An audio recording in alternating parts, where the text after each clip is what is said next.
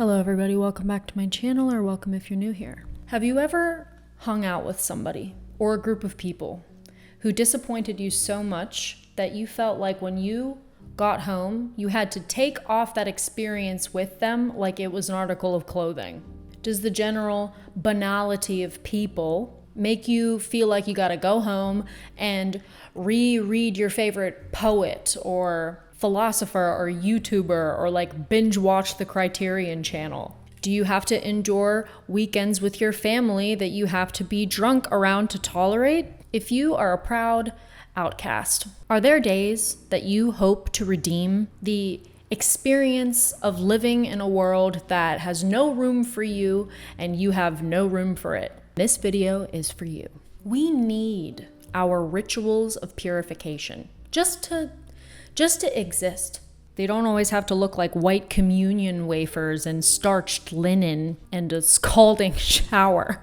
Purification can be a very personal thing, not something that's like standardized by an ultimate authority as a one size fits all. It should be a deeply individualistic choice. And as an individual, I would like to offer up some inspiration for what you can do when you feel like you've reached your limit. Here, I'll give some of my own examples, but also posit methods which leave room for tailoring. I give you an outline and you fill it with your colors, because it isn't up to me to choose for you, but I can inspire you maybe. Purification isn't always about like cleanliness, you know what I mean? Like the old school, like Catholic Church version of cleanliness, I guess. It can be a consolidation of ideas and events in your life. It can be prohibiting access to the things that you really enjoy so as to enjoy them more and giving them a proper time and place. It can be shifting your perspective. It can be reinforcing yourself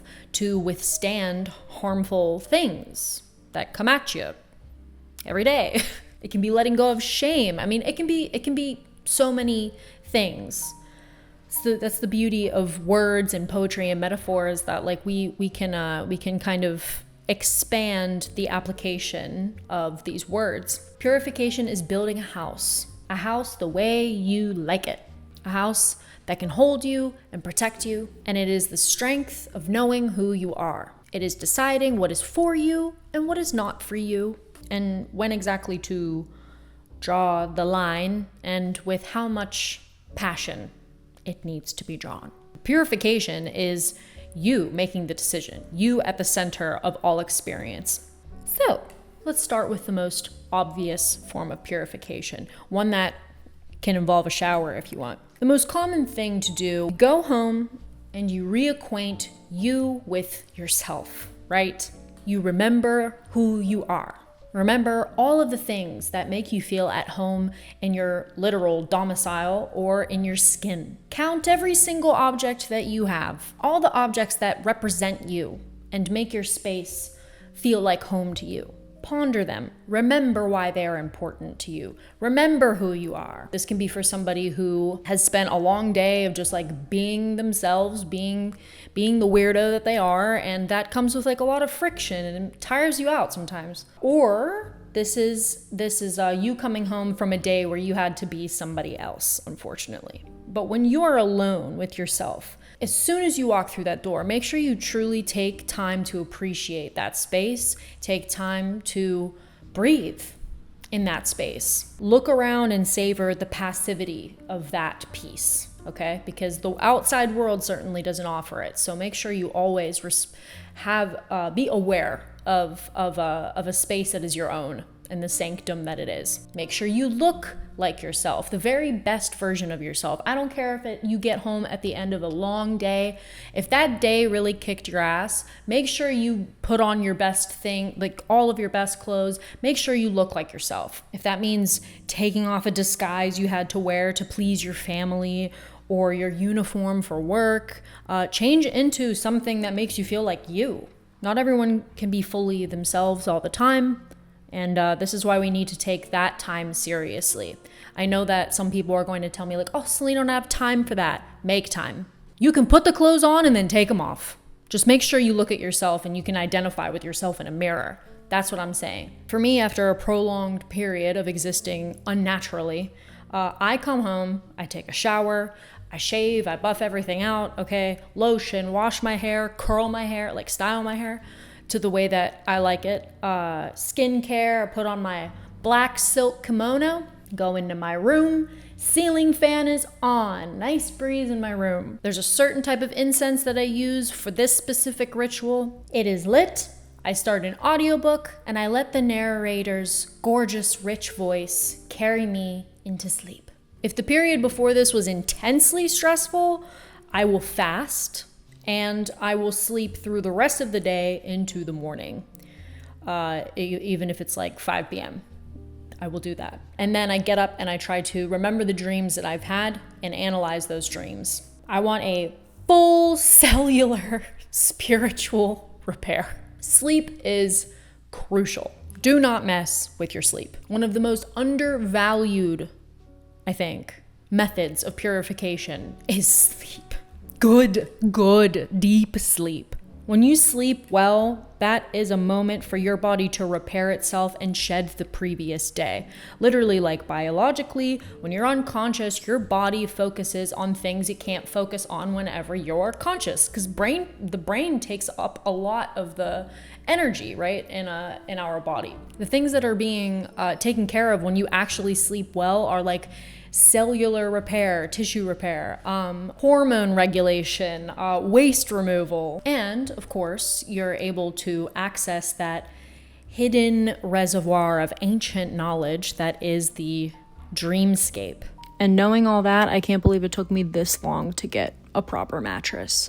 I consider getting a proper mattress to be part of getting my life together.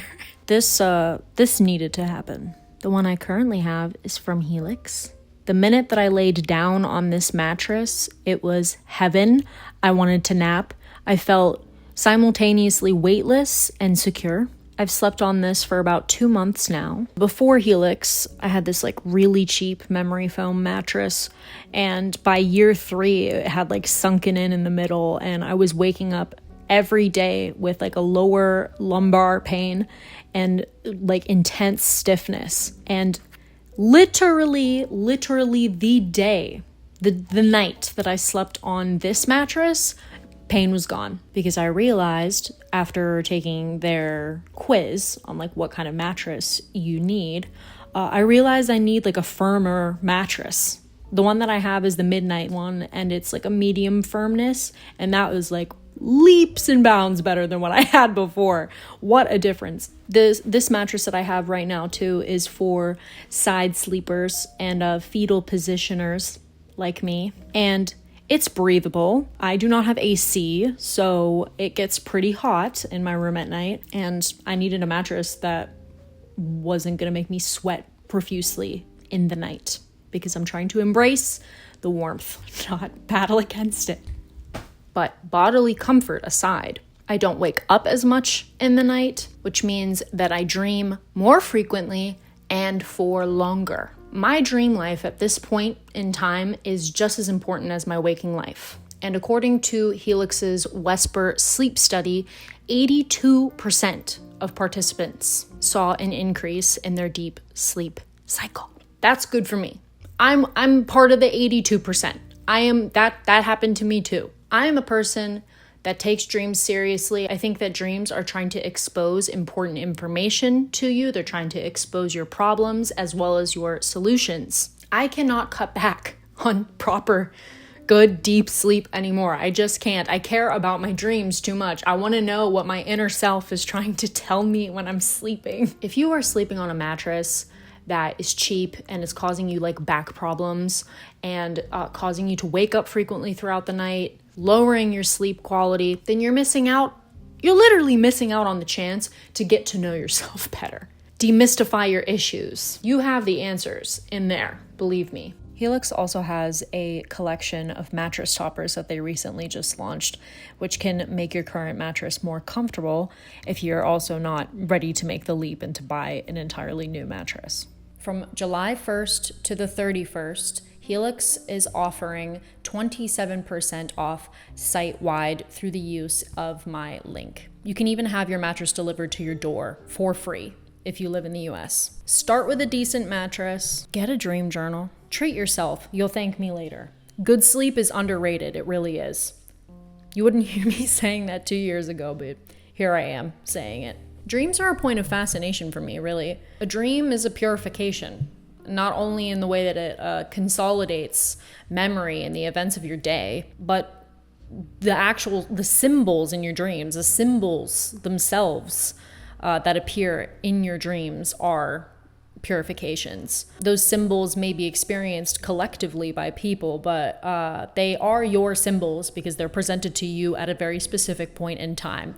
And they are an indicator of something very specific to you. They are very revealing if you let them be. But they open up to a deeper meaning behind them, right? And this frees you from the obscurity. Once you know what the symbol means, it becomes very clear. Usually we know, like in our dreams, we're like, oh, I know what that's about. You just have to pay attention. But whenever you are able to see those symbols, to recognize their meaning, you'll understand that they provide clarity of mind and peace of mind, which is purification. Okay, that was an intense one. I feel like that's a really common form of purification, but it is a way to, like, these things are to be observed as a way to realign yourself back into a life that makes sense to you. But I have some other ones in addition to that. I know we don't always like to admit the fact that we have a lot of control over our lives, okay? But ultimately it's your choice to decide how you view things, okay? And there's a quote by Goethe. He once wrote, "I've come to the frightening conclusion that I am the decisive element. It is my personal approach which creates the climate. It is my daily mood that makes the weather. I possess tremendous power to make life miserable or joyful. I can be a tool of torture or an instrument for inspiration." Get out your journals, everybody. Or if you don't have a journal, then get out a piece of blank copy paper and a pen, and it's time for you to rewrite your own history, okay? You had a bad day, let's say. There are 2 ways that we can go about this. 1, instead of writing down all of the things in that day which were bad or fixating on them, forget them and write down the good things. Let me give you an example, okay? This also requires attention. This requires for you to look at the world, accept bad things that happen to you, but also try and, for next time, recognize good things that happen too. Let's say today I got my car got towed, okay? Sucks. That's literally terrible, okay? So let's say I could write that down and talk about how awful my day was, or instead, I can choose to ignore that. And I can talk about the Uber I had to take to the towing office to get my car. I can talk about what I saw out the window on that ride there. I can choose to talk about that, or I can talk about the towing. To be honest with you, I don't really like thinking about spending like over $250 to get my car because I parked it a little bit in the wrong spot, okay? I don't really want to think about it. I don't want to fixate on it. I don't want to think about the fact that I just had to spend a ton of money on a dumb mistake. Why would I do that? Instead, I would like to pick and choose what I experience and what I don't. You have to think hard on these types of things. You have to shift your energy, your focus onto something else. And it's usually the things that are worth looking at in life are stuff that we take for granted all the time. Okay, so you have to think hard, like literally like trying to recall a dream and think about all the things that you did in a day, and then be just happy for the little things and choose to forget whatever was bothering you. I think it's a good practice. Forget the bad stuff to a degree, and then try and remember things that you would normally forget about or neglect, right? The little life's little pleasures. Number 2, you find meaning in the suffering. Tell yourself that you can endure any pain so long as it has meaning, right? Find meaning, or synonymously, find beauty in the suffering. Reflect on the self. What does it mean for this bad thing to have happened to you? Why did that happen? You know, what does it say about you? What can you learn from it? What can you change? What can you withstand for a greater reward? Remember, you know, like to sit and contemplate is to remember, right? I've said that in my Muse video. Like, if you look upon a bad thing that happened to you in your life, you can just be like, oh, this is a bad thing that happened. It sucks. I'm so upset, blah, blah, blah. You can be that way. Or you can look at that thing that happened and you could be like, okay, how is this a reflection of me? I know that sounds narcissistic, but like, it's actually really helpful for you to navigate the world in a more efficient way. You're the main character, right? This is your plot. That you got to decide on how it's conveyed to yourself. I personally, like in my own journal, I write down things that struck me during the day, and they're like not even sentences, you know, it's just, it could be like a paperclip, and like I would write that down, you know, depending on what it was. But whenever you do it like this too, it's pretty cool, because the individual, like this like list of things that you notice, or find important to mention in your journal, it becomes like a little poem for that day. It's like really obscure, but poetry is all about like that missing space, and I think it's cool too in your journal if you do it like that. It's kind of like a cipher that only you can crack. But anyway, you choose what you want to accentuate and what to dismiss. Your choice. Next, perfume. Perfume has been used for thousands of years as a way to purify the body and to prepare a human body to come into contact with the divine. But I say too, you can, if you're gonna go back out into the world, I think use perfume as a barrier to the world, a shield, or like something that gives you strength and wisdom, and use it as to invoke the divine, to invoke somebody who inspires you, or gives you strength, gives you courage. Tap into their wisdom somehow. I think it can be like a protective thing. Many of us wear perfume, but to look at perfume like this is to give it a power that wasn't normally there. You know, I'm all about taking normal, ordinary things and giving them power, giving them a meaning, making them beautiful. You know, like, this is the type of stuff that gets us through daily life. Even if it's not even there, if it's not real, if it's a lie, it's like, perfume doesn't give you powers, but like, why not think of it like that? Why not? Let me read this entry to you about perfume from my Penguin Classics book of symbols. The Roman Missal speaks of the savor of sweetness, and this is one of the elements of a sacrificial offering designed to make it acceptable to God. Aromatic perfumes played a particularly important part in Jewish ritual. Similarly, perfumes were widely employed in ancient Greek and Roman religious ceremonies. They were poured over statues of the gods, corpses were embalmed in them, scent bottles were placed in graves, and even the gravestone itself was rubbed with perfume. In ancient Egypt, essential oils for perfumes were extracted and blended in the temples, and the goddesses were regarded as surpassing all other women in the perfumes they used. The intangible but very real scent of a perfume relates it symbolically to the presence of a spirit and to the nature of the soul. The way in which a perfume lingers long after the person wearing it has departed evokes notions of the enduring strength of remembrance. Perfumes thus symbolize the memory, and it is perhaps in the sense that they were used in funeral ceremonies. You wear perfume, and it means that you go out into the world, and it's a reminder to remember who you are, right? Enough said. And finally, take the things which have happened to you and make them into a work of art. If it is a bad thing that has happened, redeem the experience through art. If it is a good thing that has happened to you, you immortalize it through art.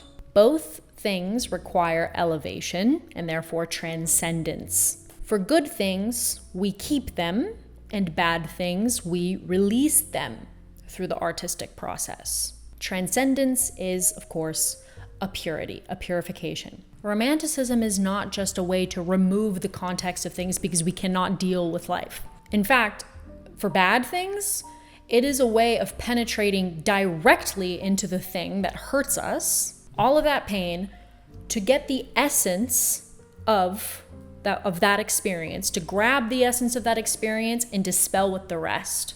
Remember that. Again, it's your choice. Your choice what requires or deserves being made into art.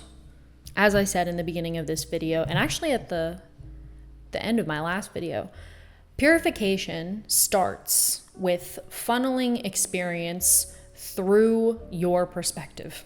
Subjectivity is a purification, taking a large mass of like collective feeling, and then you're like, nope, actually I feel this way. This is my unique way of looking at this. But it's also a terror, it's a terror to know one's own power through the subjective lens. So be careful. It's easy to get narcissistic with that, very easy. And it's also easy to lose all rationale doing that.